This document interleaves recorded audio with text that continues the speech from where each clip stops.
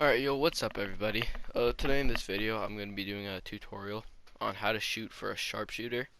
And like, obviously not how to shoot, because everyone knows that you can just press square and fill up the meter and try to get the white bar to fill up to the end.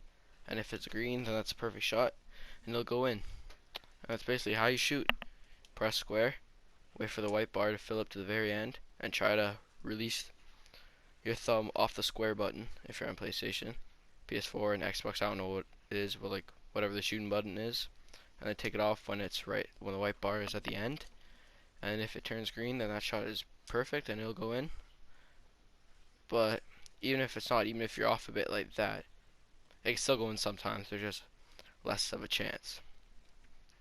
But those are the basic shooting. You can also shoot with the right stick, but I don't shoot like that because it's kind of, well, I made that one, but it's kind of more difficult because if your finger doesn't go straight up or straight down, if your thumb doesn't on the stick, you can miss your shot badly. So like that. Never mind. I think I have on rookie, so like everything's going in, but like I'll show you an example. Like, see, look, that was off right because my thumb was aimed to the right a bit. So that's why I don't shoot with stick, even though they say you get a little bit of an advantage shooting with stick, because like it'll give you a little bit more of a chance of it going in, but that's only if if your thumb is really going straight up or straight down, or else it'll go to the side a bit too much, which isn't good. Alright, so this tutorial is really mostly for sharpshooters because, well, you can apply some of these tips to any of the archetypes, but it really mostly applies to sharpshooters. So I'll start off with tip number one.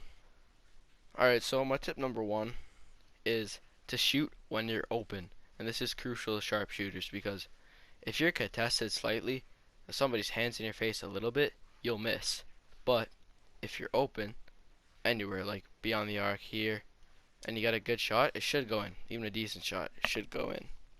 So yeah, that's a really important tip, to shoot when you're open.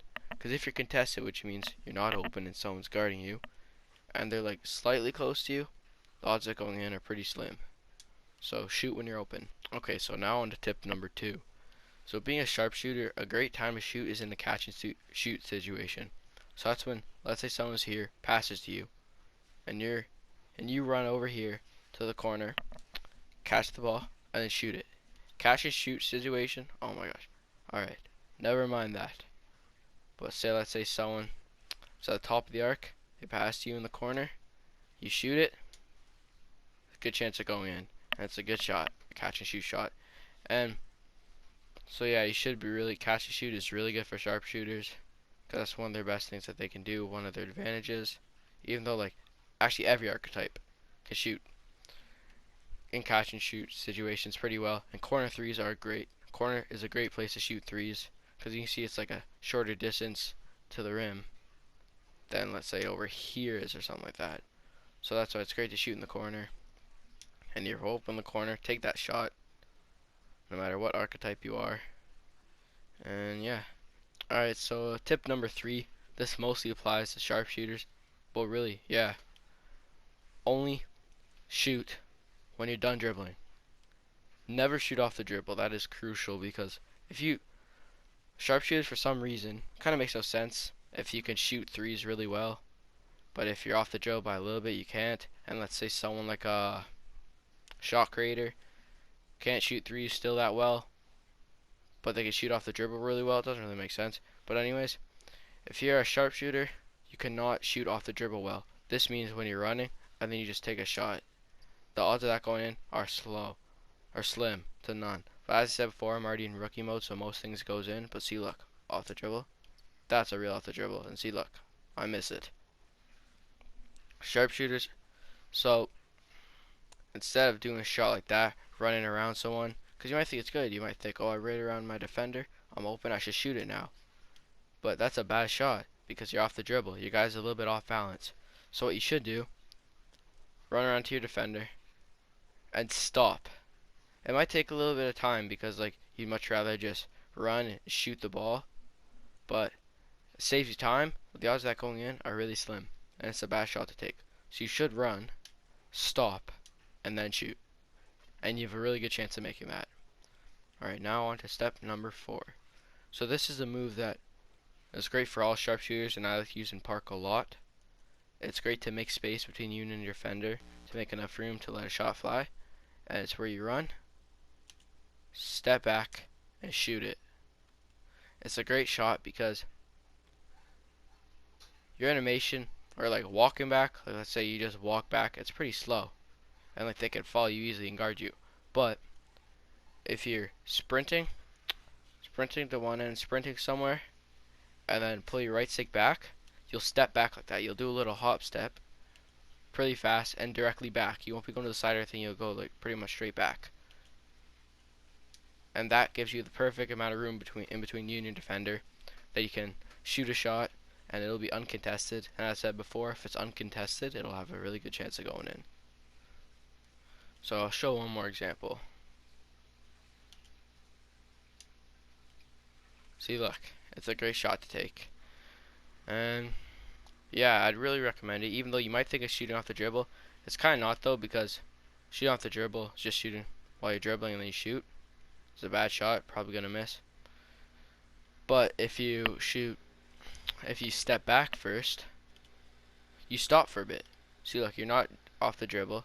You step back and your guy stops, and then you shoot. But you don't wait that long to shoot, because if you wait that long, your defender will be able to block you.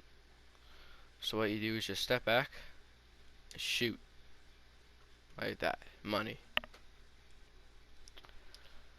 Alright, finally, one of the last tips I'll recommend on how you can perfect a shot as a sharpshooter is by practicing.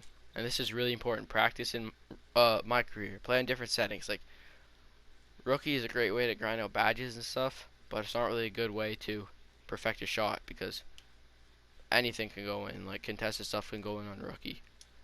But so start playing on more difficult, like not super hard right away, but just ease your way into it. And yeah, and just practice shooting. Find out like where you can shoot, where you're good from shooting, what areas you can shoot well in. And yeah, and the more you play, the more you grind out my career. And I know my career games can be really boring because you're just playing against like the game. But the more you practice, you'll be able to let shots fly from wherever and find out how you like to play the game. And just stick to your archetype. Remember to stick to your archetype. And remember, you're a sharpshooter. You're not a slasher. Don't dribble too much. You're not a playmaker. But you can still have good dribble moves and stuff like that. Except your guy's at disadvantage of that because he's a bit slow. But still good to have good dribble moves and stuff and be able to finish around the basket. But remember to stay true to your archetype and use your 3-point to your advantage. One other tip is that your hot spots are important. I might get into that in a later video. But you see when I'm stepping here, it's blue. But when I move over here, the ring around my guy is red. And now it's light blue. And now it's red. The red is my hot spot. That means it's a place where if I shoot, it has a higher chance of going in. But in the blue, it has a less of a chance of going in. So, yeah, remember, hotspots are important. I'll get into that in another video. And then, also, your jump shot. Your jump shot can be important, like which jump shot you have, because if you have a slow jump shot, it's easier to block. But if you have a jump shot that's too fast, it might be hard to get used to it, because if the meter fills up so fast, it's hard. It can be difficult, but once you get used to it, a fast jump shot is pretty good. A fast release, because you can shoot it quickly before a guy has time to guard you. So, if this video, let's say, gets 10 likes or something like that, I'll reveal which jump shot I use. It's a pretty good jump shot. Like, my guy used to be so brick, even though I was at the time I was like a 90 sharpshooter, and in park, my guy would be brick. I'd be missing wide open, uncontested corner threes. I know it's terrible, but then once when I changed it to this jump shot, it started being like really good. Like, I started playing way better. Instead of averaging like 4 points a game in my park, I was averaging like 9 points or 7 points a game.